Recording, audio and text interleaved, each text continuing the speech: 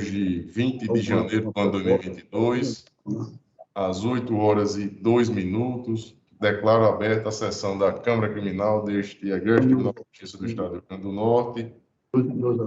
Questiono de acordo com relação à ata da sessão anterior. Alguma observação? Tem como espelhar? Aprovado. Aprovado. Deixa eu ver se eu consigo aqui.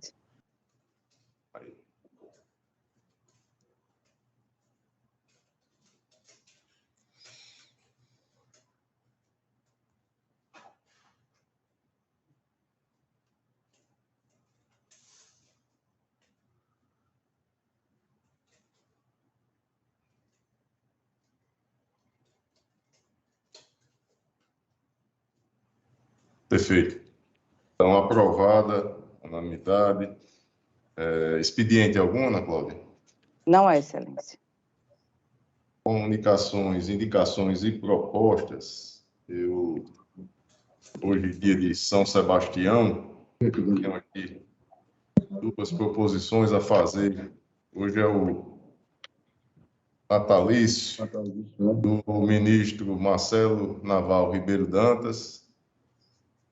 E eu proponho aqui, como temos feito, uma proposição conjunta, imagino, todos de acordo, não é isso, Saraiva? De acordo, presidente, mas que seja feita proposta coletiva da Câmara como um todo. Proposição conjunta, um desejo aqui de saúde, felicidades àquele que tem se destacado na justiça e engrandece aqui nosso Estado. Então, desejamos aí tudo de bom para o ministro Marcelo Naval Ribeiro Dantas. E tem uma outra proposição hoje, natalício também, do advogado Sebastião Leite. E aí eu tenho aqui uma proposição também, se estiverem de acordo, fazemos conjunta de saudação aí, de desejo de felicidades ao advogado Sebastião Leite. Todos de acordo? De acordo, presidente. A unanimidade e proposição conjunta também, Ana Cláudia.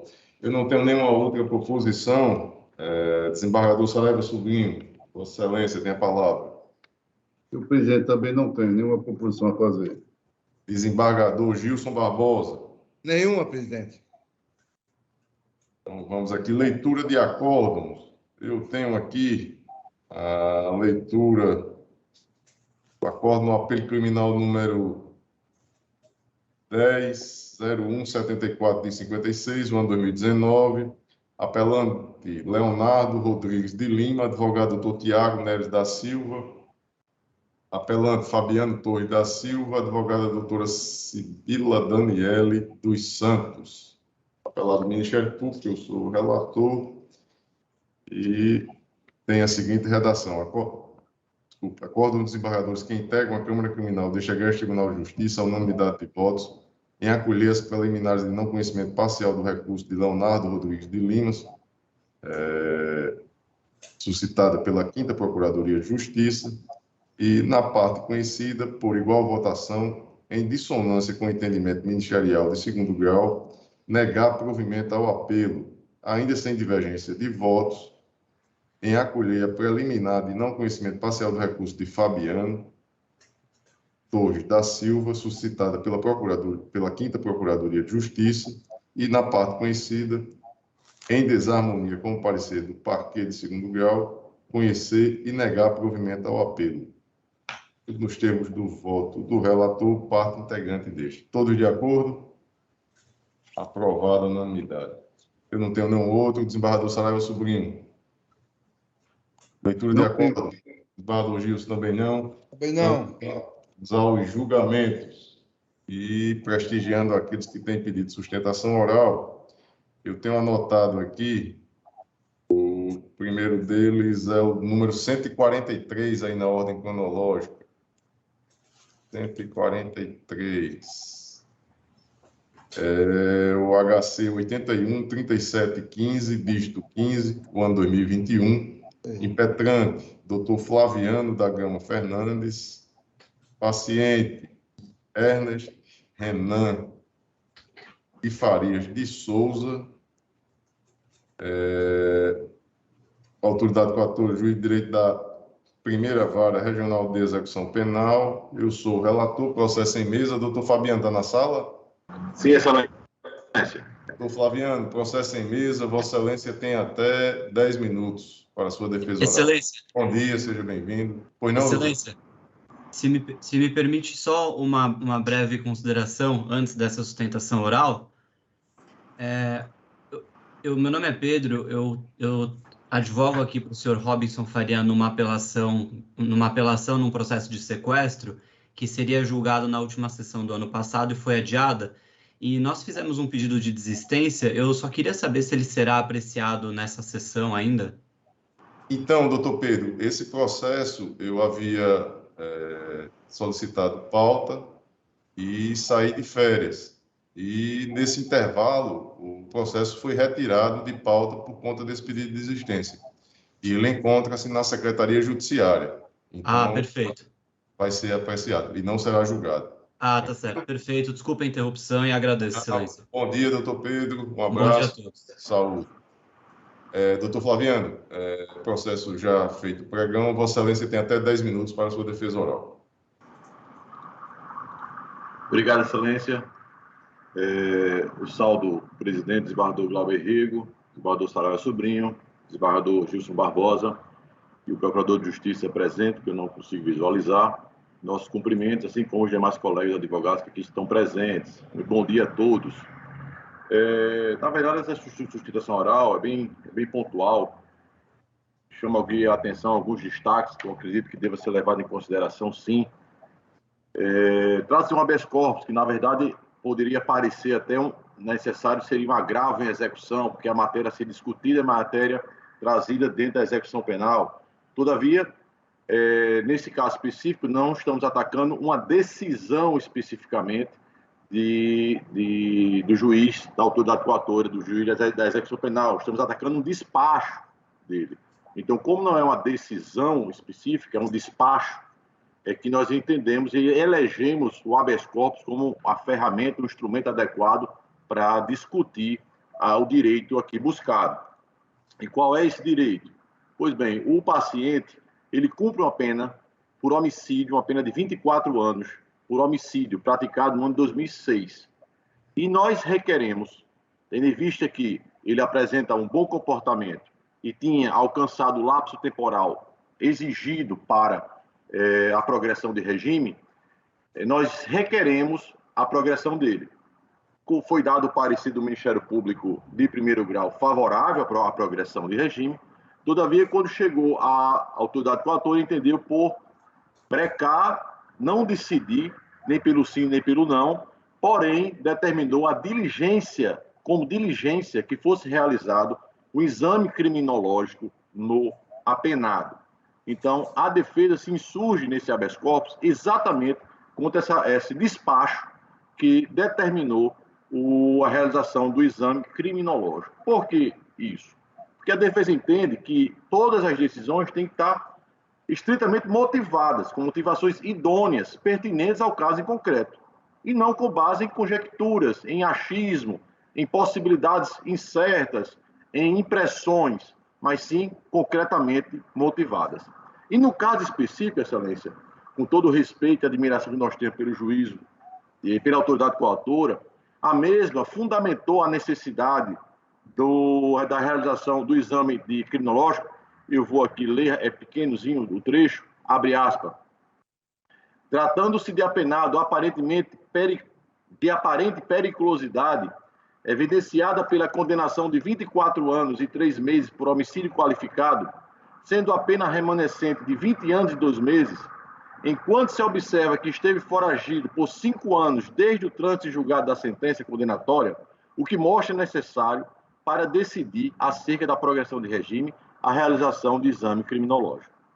Pois bem, a decisão nós imputamos ser genérica com relação à pena, porque não existe na lei previsão legal de que todas as pessoas condenadas com penas acima de 20 anos obrigatoriamente têm que passar por exame criminológico. Todas as pessoas com mais de 20 anos de condenação por crimes violentos têm que passar por exame criminológico. Não existe isso na lei. A autoridade coatora não aponta aponta, na verdade, simplesmente o quanto da pena, neste primeiro ponto, como justificativa para o exame criminológico. E o segundo ponto que ele coloca é que ele estaria foragido por 5 anos após o trânsito em julgado.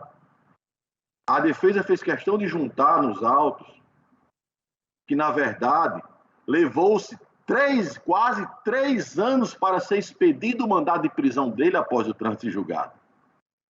Então, ele não estava foragido 5 anos. E mais, juntamos cópia integral do processo de execução penal, onde não existe registrado nenhuma diligência da polícia à pessoa dele e que não tinha sido encontrado. O mandado de prisão foi expedido e nunca foi cumprido. E quando resolveu se cumprir, ele foi preso. Juntamos também um comprovante de residência dele, mostrando que é o mesmo endereço que ele estava morando desde a ação penal originária de conhecimento. Ou seja, o fato de ter sido alegado pela autoridade coatora que estava 5 anos foragido não se adequa à situação em concreto. Então, a defesa pugna pela dispensa, pela não fundamentação do exame, da necessidade do exame criminológico, em razão desses aspectos colocados não condizerem com a situação de forma idônea do caso em concreto. E mais, o acusado não é reincidente, não é multirreincidente. Como ele não é multirreincidente, não responde nenhuma outra ação penal, não existe nos autos nenhuma situação que possa indicar, por mais indiciária que seja, que ele possua algum tipo de distúrbio psicossocial. Ele nunca cometeu nenhuma falta durante o cumprimento da pena dele. Ou seja, jogar para fazer o exame criminológico simplesmente pelo tamanho da pena e pela ilação que ele estaria foragido 5 anos, a defesa entende que é inidôneo. E mais, nós sabemos, na prática, desembargadores, que, infelizmente, o exame criminológico não ocorre, não acontece da forma como deveria acontecer. Eu falo da questão da celeridade. Por mais que a autoridade coatora tenha colocado no despacho dela que seja feito em 15 dias, 10 dias, ela sabe, ela faz no papel dela, mas ela sabe que aquilo é impossível.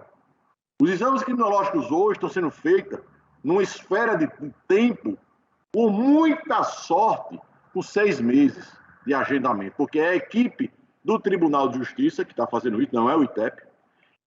Tudo está sendo mandado para o exame criminológico, sem qualquer distinção, até um pouco, posso dizer, com uma certa, não vou dizer banalização, mas somente porque o crime com violência está sendo mandado para lá, está afunilado, é um gargalo, não tem condições de se fazer esse exame com menos de 6 meses, com menos de 6 meses, prorrogando e prolatando a saída e a concessão do direito dos presos, que é o caso específico.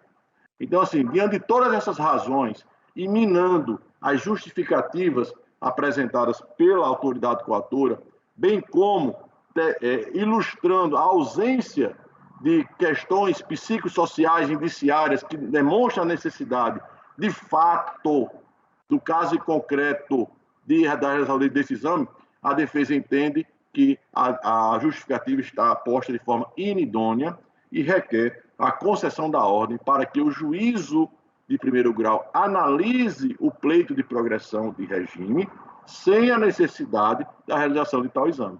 Nestes pontos, desembargadores, pedimos deferimento. Muito obrigado. Obrigado, doutor Flaviano. Vou tentar resumir o meu voto.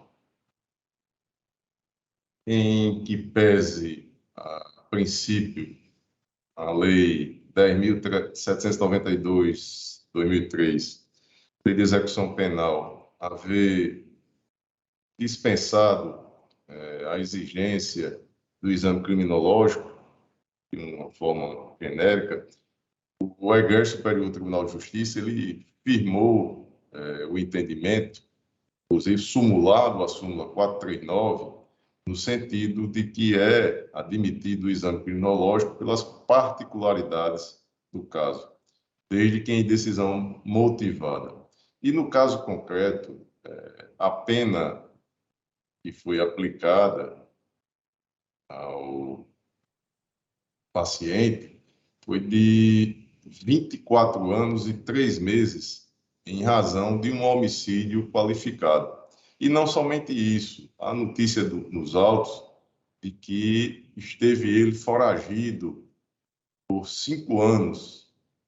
E, embora a defesa combata esse argumento, temos aqui no ID e aponte que somente a partir de 20 de agosto do ano 2018, que foi expedido o mandado de prisão, o ID 12.42.10.30 aponta em sentido contrário.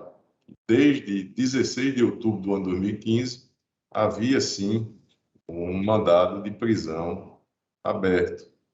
E, neste sentido, eu entendo não haver ilegalidade na exigência do exame criminológico no caso concreto.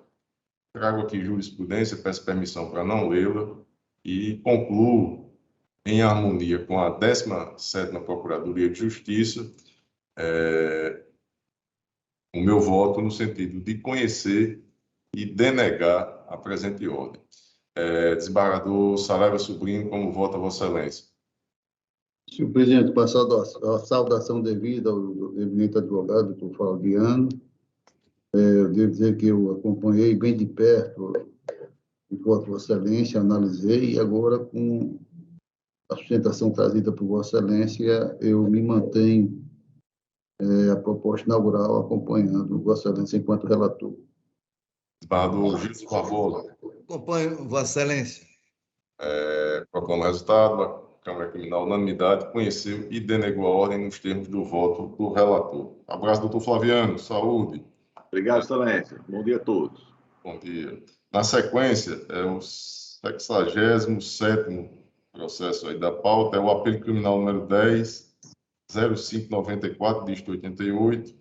A origem é vara única da comarca de Jardim de Piranhas, apelante apelado Washington Luiz de Oliveira, advogados doutor Marcos Vinícius Bezerra França e outros, apelado Renato Domingos dos Santos, advogada doutora Vanessa Manuela Vieira da Silva, apelante apelado Ministério Público, e eu sou o relator, o desembargador Gilson é o revisor. Quem está na sala, Ana Cláudia, para fazer a defesa oral? Gerson Araújo Pereira de Andrade. Bom dia, doutor Gerson.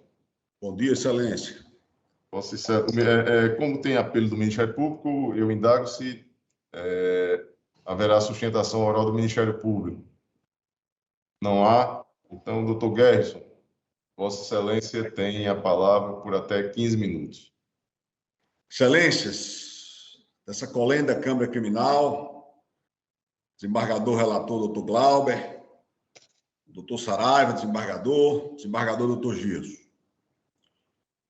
Nós seremos breves, sucintos, até porque procuraremos jogar as luzes, os holofotes, nos pontos cruciais dessa apelação.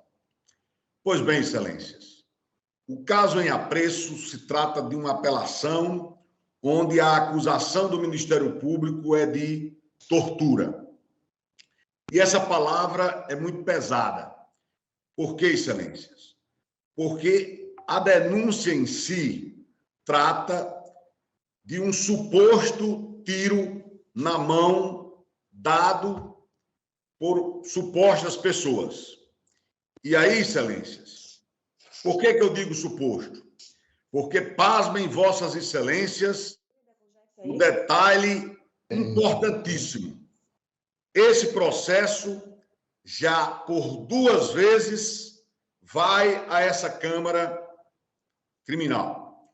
No primeiro deles, a nobre procurador opinou no sentido de que a sentença não havia analisado 2 teses da defesa: o princípio da paridade de armas e a questão da não perícia de voz nas supostas interceptações telefônicas. Pois bem, Excelências, o processo retornou para o juiz de piso e o juiz de piso, ao analisar tais teses tais preliminares arguidas pelo MP, novamente as enfrentou, mas de forma sucinta, de forma superficial. De fato, excelências, que essa apelação criminal, ela consiste e se resigna por vários motivos, mas 2 deles são importantíssimos para que vossas excelências vejam bem e nós joguemos bem luzes nesses 2 aspectos. Porque um crime de tortura, para se existir uma condenação, precisa de prova sólida, concatenada, sintonizada, forte, para exigir uma condenação. E aí, pasmem vossas excelências, com todo respeito, nessa guerreada apelação, existe a condenação sem 2 provas cruciais e importantíssimas no processo penal e no direito criminal. Quais são essas 2 excelências? A ausência de exame de corpo de delito numa suposta vítima menor. Olha, excelências, uma ausência de corpo de delito no menor, onde a Lei 13.721 de 2018 dá prioridade. E o artigo 158 do Código de Processo Penal diz que é obrigatório o exame de corpo de delito. Obrigatório. E não foi feito, excelências. O Ministério Público reconheceu que não foi feito. Nas alegações finais, juntou um prontuário e umas provas. Nós impugnamos, porque entendemos que era uma prova nova, e mesmo assim não supre o exame de corpo de delito. Mesmo assim, o juiz de piso acatou essa prova sem ser exame de corpo de delito. E em que pese isso, excelência, esse fato já culmina, já macula uma condenação num possível crime de tortura. Como se não bastasse, excelências, sempre com o devido respeito ao juízo de piso, um juízo hospitaleiro, bem conceituado. Mas, nesse caso, houve uns pequenos equívocos que não podem culminar com uma pena, com a condenação a um crime de tortura tão grave. Até hediondo, excelências. Porque a acusação sobre o nosso cliente, ora apelante, se trata de mandante, de autor intelectual. Como se não bastasse, excelências, a ausência do exame de corpo de delito, tem um outro pecado de uma produção de prova, que esse é fundamental também para o deslindar dessa questão, excelência. Qual seja, a ausência de prova pericial na questão das vozes. Ele, desde o início, negou a sua participação e nega até hoje a sua participação nesse inditoso fato. Então, excelências, ausência de exame de corpo de delito, ausência de perícia de voz. Além desses 2, confusão nas datas contidas na peça acusatória. Todos vossas excelências sabem que nós nos defendemos dos fatos. E na denúncia tem uma confusão de datas. Ora se narra que o fato aconteceu dia 30/5 de 2018, ora se narra que o fato aconteceu dia 2/5 de 2018. Primeira confusão. Terceira confusão, excelências. O delegado se tornou a única testemunha desse fato. Que aí, excelências, nós combatemos severamente esse fato.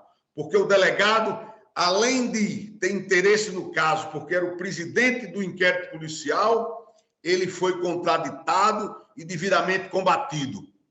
Mesmo contraditado, mesmo devidamente combatido, confessa claramente nos seus termos de declarações que não fez perícia de arma apreendida, que não fez perícia de voz, de interceptações telefônicas ou de WhatsApp, que não fez qualquer exame de corpo de delito no menor apreendido e até hoje se encontra apreendido nos rincões das cadeias para ato infracional de menor. Até hoje esse menor, suposta vítima, está apreendido. mas nunca foi feito exame de corpo de delito em sua mão. E aí, excelência, como se não bastasse, esse detalhe é crucial. Na audiência de instrução e julgamento, vejam bem, excelências, na audiência de instrução e julgamento, a suposta vítima desse processo, o menor, o Ministério Público pediu a sua dispensa. Não ouviu o menor, a suposta vítima. O ator principal neste processo, essa suposta vítima, não foi ouvida sobre o crivo do contraditório. Foi ouvida por 3 vezes lá na polícia. Por 3 vezes lá na polícia. Onde, em 2 vezes, ela não sabe quem foi, e numa, ela desacompanhada das autoridades, informa, ventila raramente no inquérito policial o nome do nosso apelante. Então, excelências, esses elementos de informações colhidos lá no inquérito policial não se transformou em prova. Por quê, excelências? Porque na audiência de instrução e julgamento, o próprio Ministério Público requereu a dispensa da oitiva desse menor. E como se não bastasse, excelências, nós, por zelo, por lealdade processual, requeremos a oitiva da mãe do menor que se encontrava no fórum. E essa mãe do menor foi ouvida e ratificou a tese da defesa. Nunca esse menor, na presença dela, na presença dos policiais, na presença das autoridades, declinou o nome do nosso cliente, do nosso apelante, nem como mandante, nem como participador, nem como coautor, nada. A mãe do menor inocenta por completo o nosso cliente. E mais ainda, excelências, além da mãe do menor, nós juntamos uma prova emprestada que o juízo de piso deu valor e disse, onde o menor foi ouvido e nós, categoricamente, perguntamos se o óbito tinha alguma coisa a ver, o apelante, com esse ditoso acontecimento narrado na peça acusatória. E ele foi enfático em dizer que não. Então, excelência, sem exame de corpo de delito, sem a oitiva do contraditório da suposta vítima, com a confusão dessas datas, sem a perícia de voz, com 4 anos de investigação que o nobre delegado, mesmo contestado por nós, dizendo que investigava o nosso cliente, nenhuma prova juntou. Por todos esses motivos, nós nos resignamos, nós não estamos conformados e propomos, sugerindo uma solução diversa para o caso em apreço. E, por último, excelência, por desencargo de consciência, na última das últimas hipóteses, caso vossas excelências entendam que existam algum crime, jamais possa existir o crime de tortura, excelência. Por quê? Porque é um crime de várias condutas, é um crime que precisa de prova desativada de qualquer dúvida, é um crime hediondo, tratado na nossa legislação corretamente. Mas no caso em apreço, no caso em estudo, nós entendemos, excelências, com a devida vênias, com todo respeito, que o clarear dos autos, o conteúdo deste processo não caminha nesse sentido para se condenar por tortura. É essa a nossa sustentação, é esse o nosso apelo. Peço perdão aí pelas intercorrências acontecidas das câmeras, mas nós, invocando São Sebastião, que é o seu dia, e fazendo a invocação divina, não pela oração, mas por justiça, por direito, nós fazemos essa sustentação e pedimos provimento a nosso apelo, às nossas teses, às nossas argumentações, que estão bem sedimentadas e provadas no processo em estudo. Satisfeito e muito grato, colega da Câmara Criminal. Obrigado, doutor Gerson. Parabéns pela sustentação oral. Sempre um prazer ouvi-lo. No meu voto, no entanto, eu apresento no sentido de negar provimento ao apelo da defesa e prover o apelo do Ministério Público. Eu tentar resumir aqui. Autoria e materialidade, eu tenho aqui boletim de atendimento de urgência, ID 88.25.700. Tenho ainda laudo pericial do ITEP, ID 88.25.701, apontando a existência da lesão. Tem os depoimentos do delegado Leonardo, do Wesley Ferreira de Souza, da genitora do adolescente, da vítima ouvida no processo 10.0080/38, ano 2019. E todos os depoimentos são harmônicos, no sentido de que aquilo que foi apontado pela acusação, de fato, aconteceu. E aí, a resignação do Ministério Público se dá por conta da dosimetria, e me parece também assistir razão, merecer aí o provimento. E eu faço destaque aqui da questão da culpabilidade, que eu tenho, das circunstâncias, das consequências do crime, que este é o ponto aqui, em que o Ministério Público traz como argumento que o direito de punir é um monopólio do Estado. E o que se vê aqui é uma atuação de uma organização criminosa fazendo aí a violência como instrumento de imposição de sua autoridade, se utilizando da tortura, e por esta razão eu também deixo negativado aqui as consequências do crime. E concluo no sentido de negar provimento ao apelo defensivo e prover, em parte, o apelo ministerial. A pena deixe-me ver aqui, e os réus Washington e Renato, elas restam em definitivo em 6 anos, 7 meses e 10 dias de reclusão, iniciada no regime fechado. É como voto, desembargador Gilson Barbosa. Acompanho integralmente o voto de Vossa Excelência. Desembargador Saraiva Sobrinho. Também, presidente, mantém a proposta inaugural, sem deixar de parabenizar o doutor advogado pela sustentação bem feita e bem elaborada.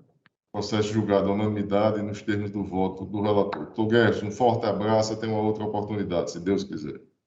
Abraço, Excelência. Fiquem todos com Deus. Na sequência, é o 76º processo, é o apelo criminal número 80.1055, de 86, do ano 2020. A origem é a vara única. Esse aqui está em segredo de justiça, mas eu não vejo dificuldade que seja julgado já agora. Presidente, Pois não? inclusive Vossa Excelência está provendo pela absolvição. Exatamente. É por conta disso que vai ser dispensada a sustentação, e aí eu não vejo necessidade de que façamos em segredo de justiça. Doutor Osael está na sala? Estou, Excelência. Costa Fernandes. Estou, Excelência. Estou na sala já. Doutor Osael, o processo já foi feito o pregão e o meu voto é no sentido de dar provimento ao recurso da defesa. Então, Vossa Excelência certamente não terá interesse. Não tenho, Excelência. Não tenho. Não tenho. Desembargador Gilson, desembargador Saraiva, mantém o voto já registrado no sistema? Então, processo, com o resultado, processo julgado à unanimidade nos termos do voto do relator. Na sequência, o de número 54, a ordem cronológica da pauta, é o apelo criminal número 593, dígito 91, ano 2011. A origem com marca de Campo Grande. Apelante Maria Antônia Alves Pereira da Silva, assistente da acusação, advogado Dr. José Wellington. Apelado Felipe Eduardo Pereira de Araújo, advogado Dr. Rafael Varela dos Santos. Também apelado Antônio Marcos Soares, advogado Dr. Denis Tavares de Freitas. Desembargador Saraiva é o relator, eu sou o revisor. Processo em mesa, desembargador Saraiva. Em mesa, presidente. Pronto para julgamento. E doutor Rafael é o único inscrito para a defesa oral. Fala pelo recorrido Felipe Eduardo. Recurso de Vossa Excelência, deixe-me ver aqui. O voto de Vossa Excelência, Eduardo Saraiva.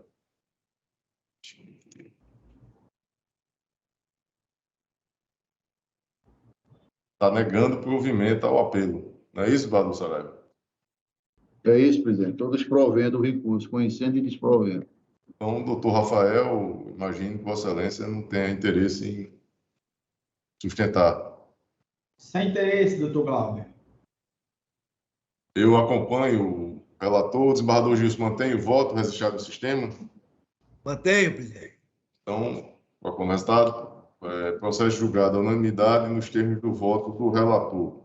Ainda com sustentação oral de número 47, na ordem cronológica, o apelo criminal número 10.0035, disco 49, ano 2019, a origem é com a marca de Campo Grande, apelante MBBM, advogado doutor Vivênio Villeneuve Moura Giacomo, apelado do Ministério Público, desembargador Saraiva é o relator e eu sou o revisor.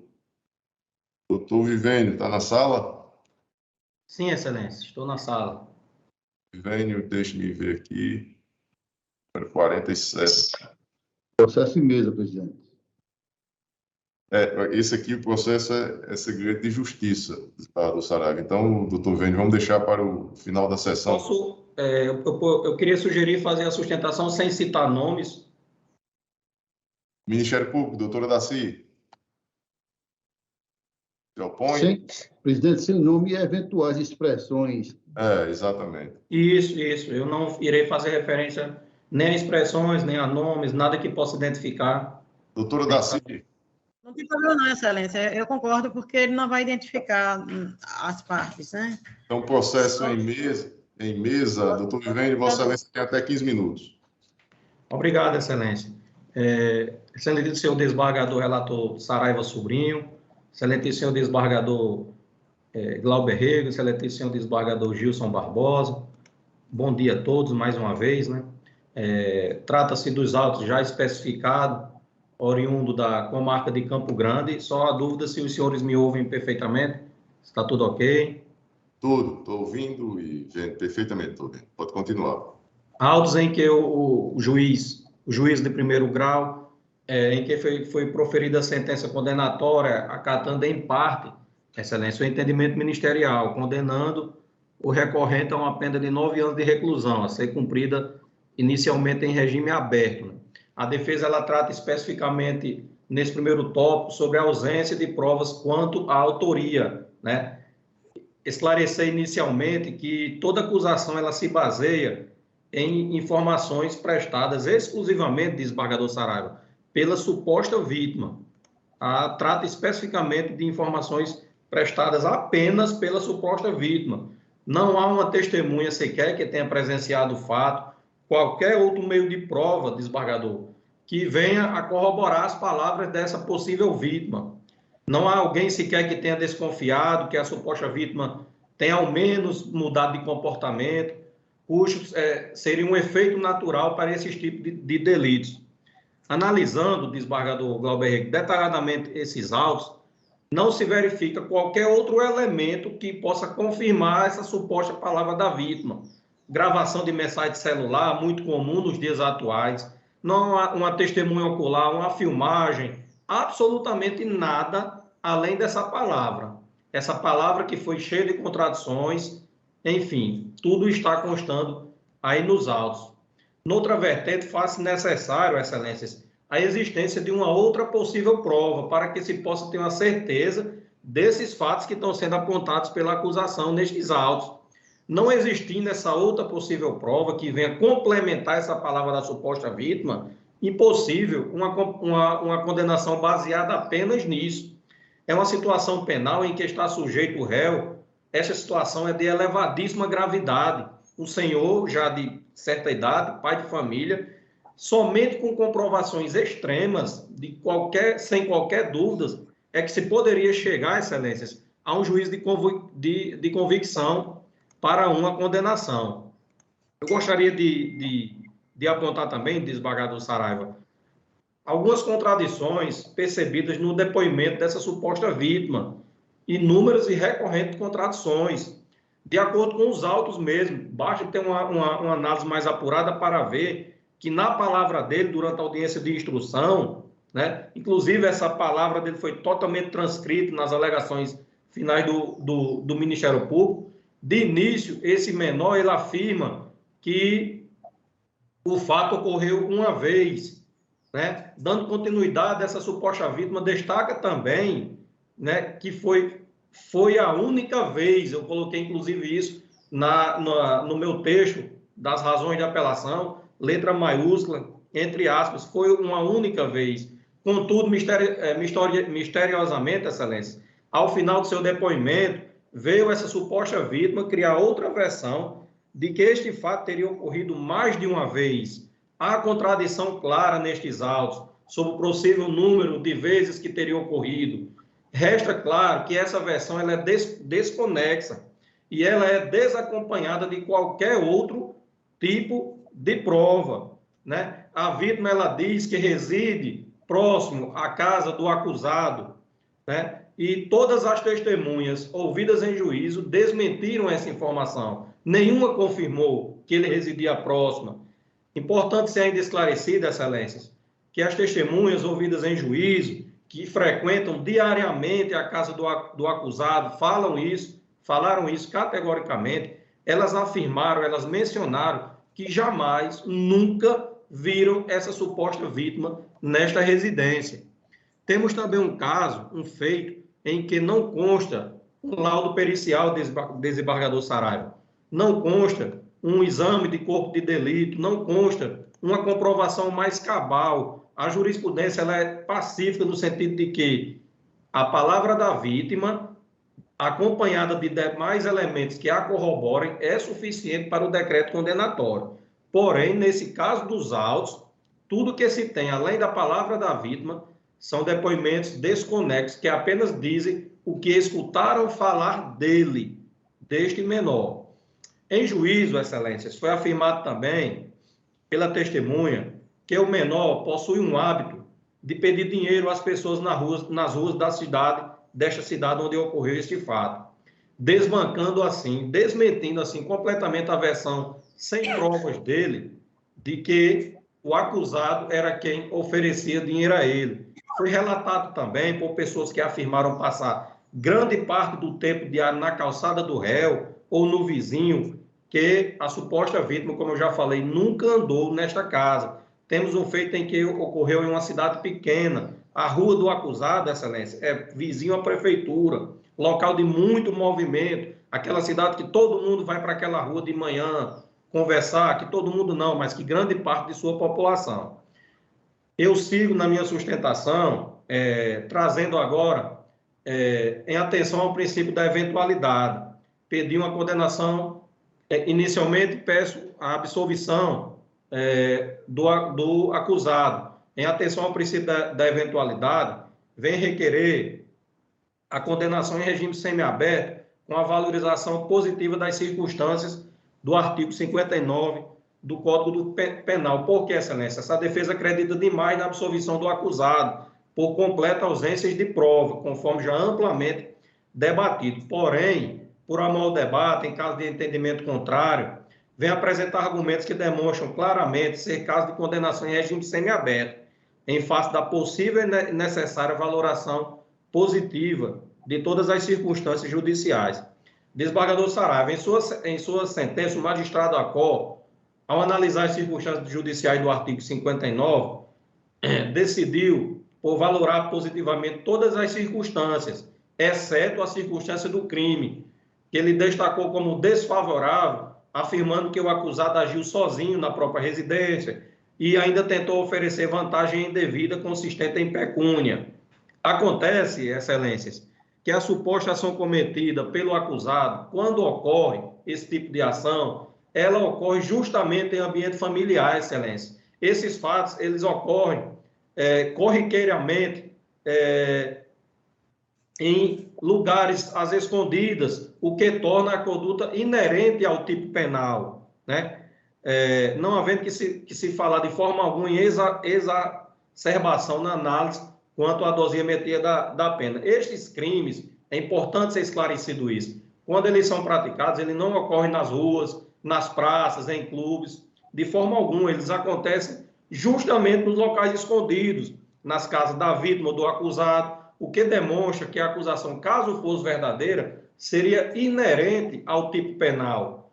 As circunstâncias do crime que podem ser consideradas para exacerbar a pena são aquelas que transcendem, excelência, os efeitos naturais da conduta delitiva, não aquelas que já são previstas como decorrência do crime. Dessa forma, vem pugnar que seja valorada positivamente as circunstâncias do crime, quanto da análise das circunstâncias judiciais. Frise que na própria sentença, o magistrado Acol, na primeira fase, ressaltou que, atento às circunstâncias judiciais, fixo a pena base no mínimo legal, ou seja, 9 anos de reclusão, tendo-a tornado posteriormente definitiva em 9 anos. Contudo, excelências, o mínimo legal para o crime acima é de 8 anos, para que venha, pena esta que venha a defesa desde já requerer que seja aplicada em caso de condenação. Pugna também que seja determinado o regime semiaberto. Resumindo, excelência, e agora concluindo, ante o exposto, a defesa técnica vem requerer que vossas excelências determinem a absolvição do acusado destes autos, por não existirem provas suficientes para caracterizar a autoria. Em atenção ao princípio da eventualidade, vem requerer que seja valorada positivamente a circunstância do crime, quando da análise das circunstâncias judiciais do artigo 59. A aplicação da pena mínima em 8 anos, que seja fixado o regime semiaberto como inicial para o cumprimento da pena. Temos em que pede deferimento. Relator, desembargador Saraiva Sobrinho, como vota Vossa Excelência? Senhor presidente, eu cumprimento o doutor Vivênio pela sustentação, mas infelizmente não convincente ao ponto de nós mantermos a proposta inaugural, conhecendo e desprovendo o recurso nos termos do voto encaminhado a Vossa Excelência. Eu, enquanto revisor, acompanho Vossa Excelência, desembargador Gilson. Eu continuo acompanhando, presidente.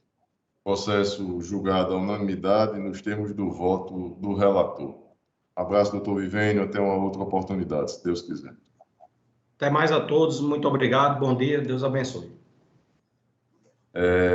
Aqui, na relação que me foi passado, somente estes os advogados que estavam com requerimento para sustentação oral. Eu indago se tem algum outro advogado na sala que tenha feito requerimento para sustentação oral e que não tenha sido feito o pregão do processo. Não há? Então, vamos aqui às preferências. Tem um pedido de preferência, o número 55. 55. É um embargo de declaração em apelo criminal número 10.0275/25, ano 2019. Eu sou o relator. O embargante é Jário de Oliveira Vieira, o advogado doutor Fernando Emanuel Antunes da Silva Júnior, embargado do Ministério Público, e eu estou conhecendo e rejeitando os embargos. Desembargador Gilson, desembargador Saraiva, como votam? Acompanhe, presidente. Também, presidente. Então, processo julgado à unanimidade nos termos do voto do relator. Na pauta anterior, tem o 127, recurso em sentido estrito número 81.12.52, dígito 03, ano 2021, recorrente Alessandro Pereira da Costa, defensora pública doutora Raíssa Cunha Lima, recorrido ao Ministério Público, relator do desembargador Saraiva, e restou anotado aqui na papeleta que, após o voto do relator, conhecendo e negando provimento ao recurso, pediu vista dos autos do desembargador Glauber Rego. O desembargador Gilson Barbosa declarou aguardar o voto vista.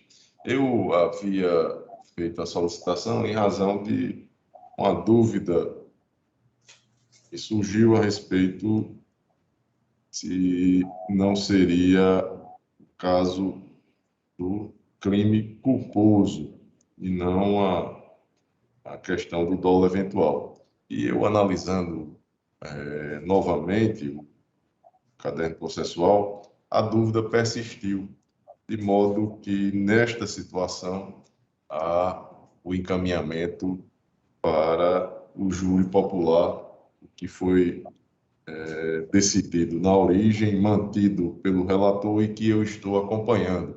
Desembargador Gilson Barbosa. Eu tenho a mesma ideia e vou manter essa linha de ação, presidente. Vamos acompanhar. Processo julgado à unanimidade nos termos do voto do relator. Tenho outro aqui, o número 128, também da pauta anterior, é o agravo à execução penal número 81.2694, dígito 04, ano 2021. Agravante, o Ministério Público, agravado Francisco de Assis Andrade, advogado, doutor Mackenzie Oliveira Costa, desembargador Saraiva é o relator, e restou anotado aqui na papeleta que, em 13/11, após o voto do relator, conhecendo e provendo o recurso do Ministério Público, pediu vista dos autos do desembargador Glauber Rego. O desembargador Gilson declarou aguardar o voto vista. Desembargador Saraiva mudou o voto, não é isso, desembargador Saraiva? É isso, presidente. Inicialmente, gostaria de parabenizar Vossa Excelência pela condução do seu voto vista, que muito acertado, diga-se de passagem. Vossa Excelência premia o princípio da humanidade, individualização da pena e, na verdade, a exigência de um simples convênio seria uma filigrana no desfecho da causa. Então, parabéns, Vossa Excelência, aderi, e a partir de agora o gabinete, em face de situações iguais, irá se debater nesse sentido. Então, eu estou conhecendo, desprovendo, seguindo a orientação de Vossa Excelência do voto misto. Eu parabenizo Vossa Excelência e resisto o meu voto, acompanhando Vossa Excelência. E, desembargador Saraiva, o trabalho desenvolvido pela doutora Cíntia, juíza da execução penal lá em Mossoró, e que abrange lá a unidade prisional de Apodi, é digna de aplausos. Então, e acredito que com isso a gente prestigia o trabalho lá desenvolvido. Desembargador Gilson Barbosa, acompanha também o relator? Acompanhe, presidente. Acompanhe. Então, proclama o resultado. Processo julgado à unanimidade nos termos do voto do relator, conhecendo e negando provimento ao agravo em execução. Já lido a desembargador Saraiva, fica para a sessão seguinte. Já lido nesta oportunidade. Já lido, já está disponível. Perfeito. Número 120. Opa! Eu queria aproveitar esse ensejo para, inclusive, externar minha vontade e que esta Câmara apresente um voto de elogios à eminente juíza, um trabalho realmente muito bem feito, que poderia, inclusive, servir de exemplo para os demais colegas. E, uma vez aprovado esse voto de elogio pelos eminentes colegas, que constasse, inclusive, na ficha de Sua Excelência.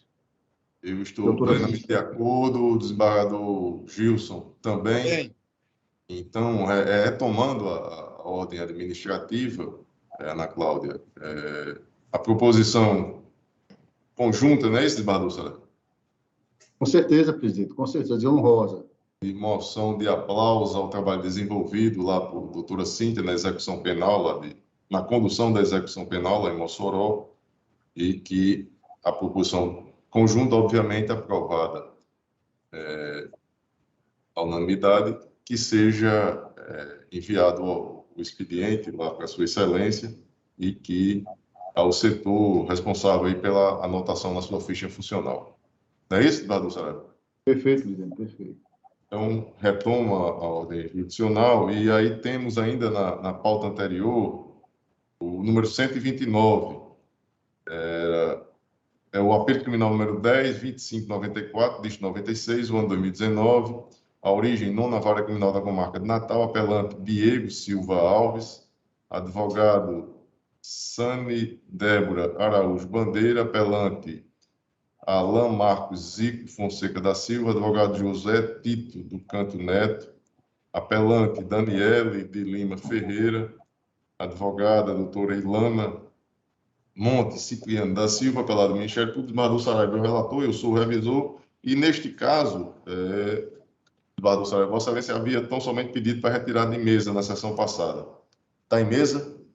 nesta oportunidade? Perfeitamente, senhor presidente. Eu fiz isso atendendo o pedido da doutora advogada, doutora Ilana Monte Cipriano da Silva, que disse estar inabilitada na sessão anterior para acompanhar a sessão. E eu retirei, a Câmara aprovou, e agora estou submetendo. Só perguntarei se, porventura, a doutora não está assistindo e se pretende por alguma sustentação. Doutora Ilana Monte Cipriano da Silva, presente na sala. Doutora Ilana, me parece que não, desembargador Saraiva. Como vota Vossa Excelência? Pois não, presidente. Eu encaminhei o voto no sentido de conhecer os apelos e desprover todos eles nos termos das linhas lançadas, lançadas na própria proposta, de sorte que eu pedi livre para não fazer leitura. Conhecimento e desprovimento, senhor presidente. Enquanto revisor, acompanho Vossa Excelência, desembargador Também. Gilson. Também processo julgado à unanimidade nos termos do voto do relator. Não há mais esgotada a pauta anterior, os pedidos de sustentação oral, preferências, nos resta a pauta do dia e o julgamento virtual. A Cláudia está aí com ela espelhada na tela. Eu vou iniciar aí pelo desembargador Saraiva Sobrinho, para eventuais destaques de Sua Excelência nos processos de sua relatoria, desembargador Saraiva Sobrinho. Presidente, os votos foram disponibilizados a tempo a Vossa Excelência. A única particularidade agora é que eu estou, às 8 e pouco, eu juntei um voto em HC. Eu acho que foi já disponibilizado para Vossa Excelência. Se não for, eu sugiro, inclusive, que atualize o sistema, porque ele entraria. Como se trata? É o número 148. Eu estou visualizando agora aqui, desembargador Saraiva. Então, só um momentinho que eu já... Pois não, Isabel. Já lhe digo aqui. O Bador Gil também teve acesso? Tá, é o 148, está disponível aí. Tive acesso também. E já resistindo o voto aqui, acompanho Vossa Excelência, desembargador Saraiva. E eu também. Falta só resistir a desembargador Gilson aí, no sistema. 148. Mas já dito por Sua Excelência o desembargador Gilson Barbosa, o 148 julgado à unanimidade nos termos do voto do relator.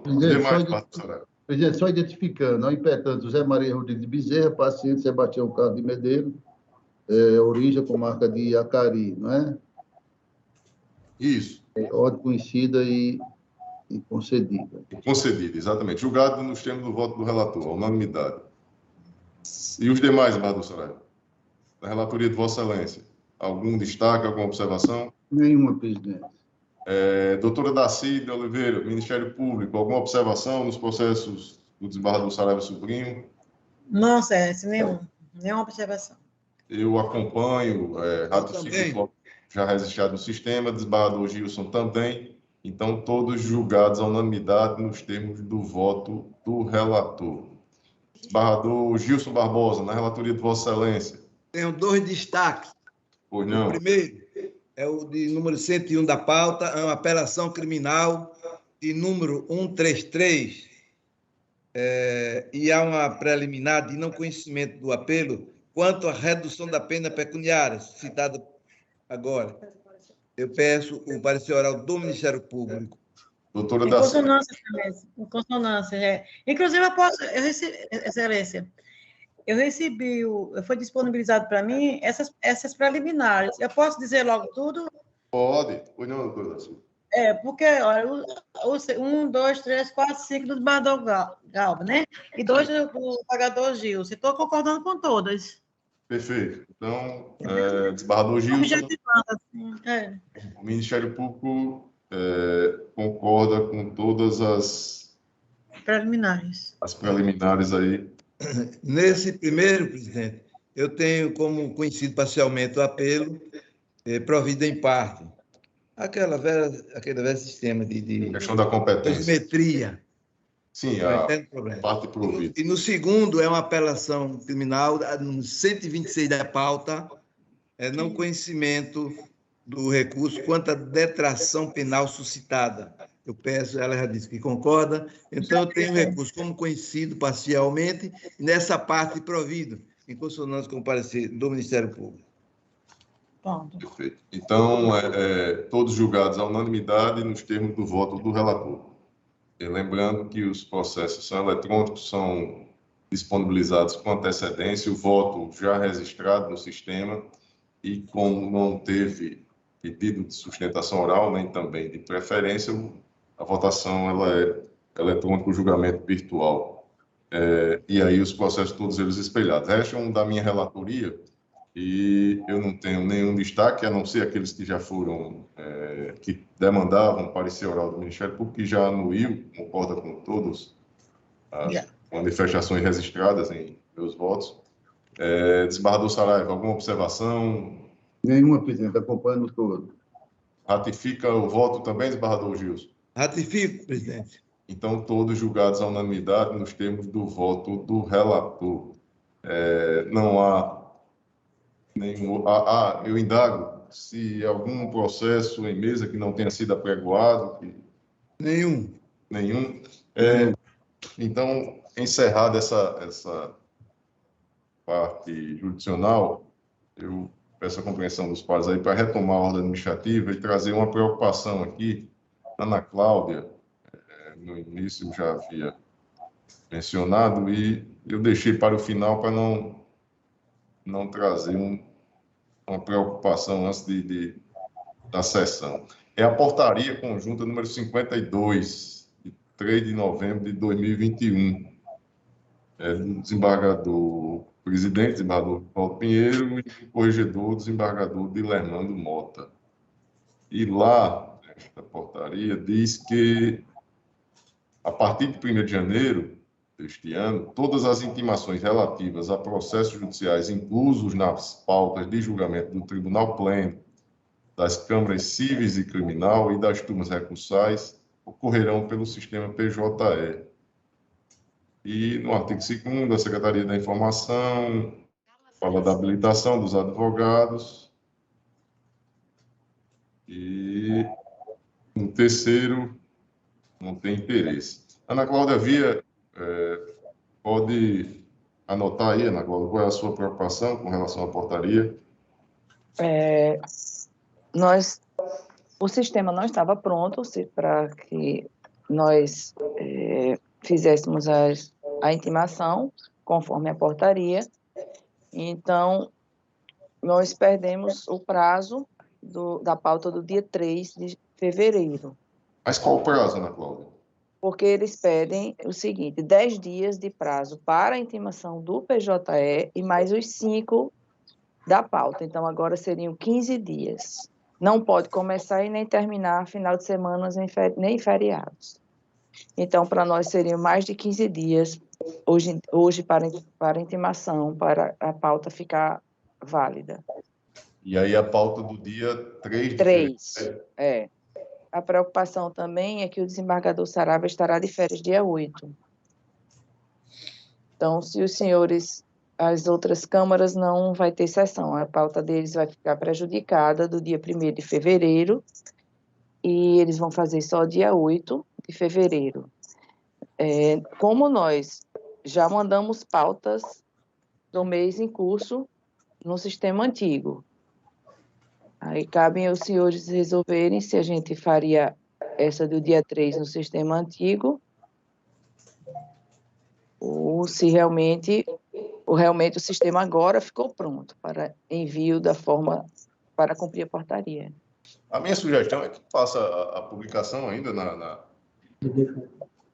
imprensa oficial, como vínhamos fazendo, é uma portaria, e a partir de então a gente passe a cumpri-lo. O que diz aí, desembargador Gilson, desembargador Saraiva?